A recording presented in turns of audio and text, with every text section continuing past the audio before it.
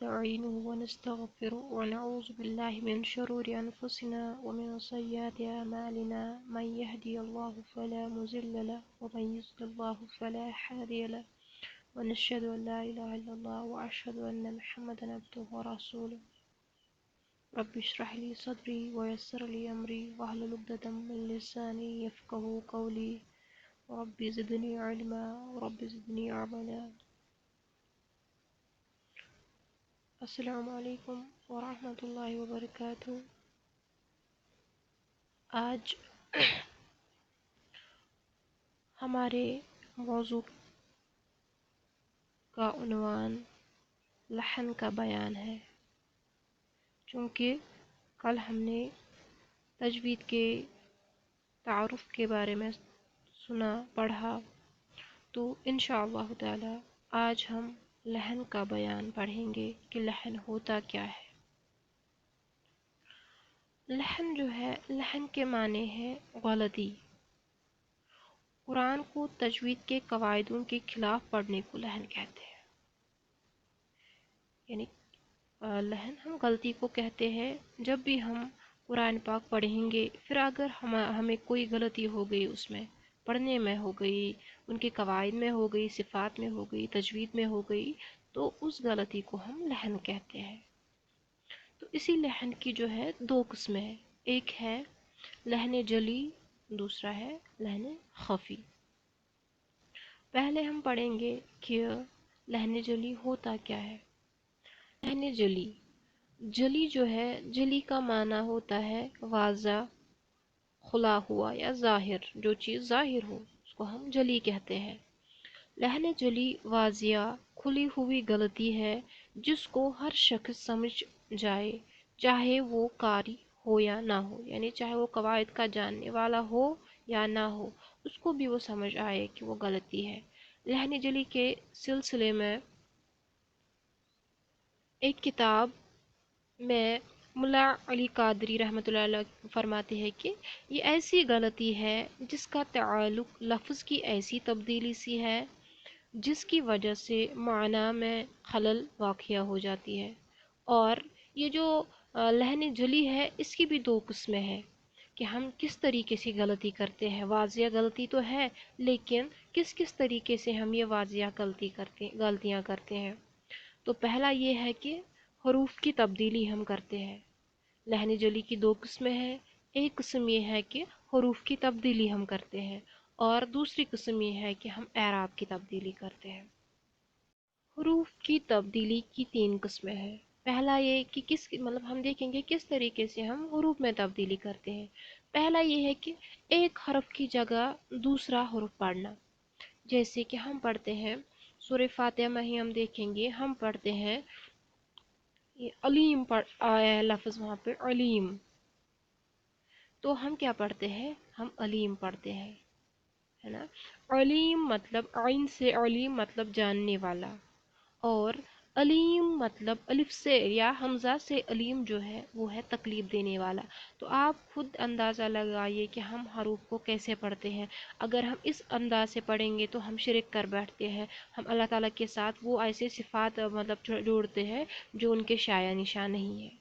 اگر ہم دوسرا لفظ دیکھیں گے اسی طرح کہ ہم کیسے ایک حرف کو دوسرے حرف کے ساتھ بدل ڈالتے ہیں. جیسے کہ ایک ورڈ ہے عربک میں قلبن. قلبن مطلب دل، قوف مطلب قلبن مینز دل. لیکن قلبن اگر ہم پڑھیں گے، کیف لام با، ہم قلبن پڑھیں گے تو اس کا معنی ہوتا ہے کتا. یا اسی طریقے سے اور کچھ ہے، مثالیں ہم پڑھیں گے کہ جس لائک ہم قولا کہتے ہیں، قوف الف لام، قولا کہا، اس کا معنی ہوتا ہے کہا. لیکن اگر ہم اسی قوف کو ہم پڑھیں گے کاف سے تو ہم کیا پڑھیں گے؟ کالا. تو کالا مطلب ناپا یا ناپنا. اس کے بعد جو دوسری قسم ہے اس کی، وہ ہے حروف تو نہ بدلے مگر کسی حروف کو کم کر دینا. ہم حروف ایک دوسرے سے نہ بدلائے، لیکن کیا کرے کہ ہم حروف کو ہی کم کر دیں. جیسے کہ سورہ اخلاص میں آیا ہے لم یولد، ہم پڑھتے ہیں لم یولد، है ना। इसी तरीके से तीसरी किस्म जो है वो है किसी हरूफ को पढ़ने में बढ़ा देना। अगर कहीं पे 3 हरूफ आए हम 4 पढ़ते हैं, अगर 4 आए हम 5 पढ़ेंगे, तो इसको ये भी एक गलती है। ये भी एक किस्म है किस गलती के लहनी जली की, जो कि किस ज़ुमरे में आते हैं, हरूफ की तब्दीली में। जैसे कि किसी हरूफ को इस तरीके से हम बढ़ाते हैं, अल्लाहु अकबर है, हम पढ़ते हैं अल्लाहु अकबर, तो बहुत ज़्यादा लंबा करते हैं, अलिफ को बढ़ा देते हैं। तो इससे क्या होता है कि हरूफ बढ़ा देते हैं, तो ये हरूफ की तब्दीली जो आती है लहनी जली में आ जाती है। दूसरा है आराब की तब्दीली। एराब की तब्दीली हम ज़बर, ज़ेर, पेश, जज़म, तशदीद या तनवीन की तब्दीली को कहते हैं, जिसकी मिसाल इस तरीके से है। सूरह फातिहा में ही आया है कि अनअमता अलैहिम, कि आपने अनाम किया उन पर। अनअमता अगर हम पढ़ेंगे अनअमतु, तो मैंने अनाम किया, तो हम अल्लाह ताला के बदले नाउज़ बिल्लाह खुद को ले आते हैं, जिसकी वजह से ये क्या हो जाता है, गलती हो जाती है यहाँ पे। और ये एराब की तब्दीली जो है ये किसकी किस्म है, लहने जली की किस्म है। उसके बाद जो दूसरी किस्म है लहन की, वो है लहन खफ़ी। लहन खफ़ी यानी खफ़ी जो होता है, इसके माना होता है पोशीदा, कोई चीज़ छुपाना, या गैर वाज़िया हो, कोई चीज़ जो हो वो गैर वाज़िया हो।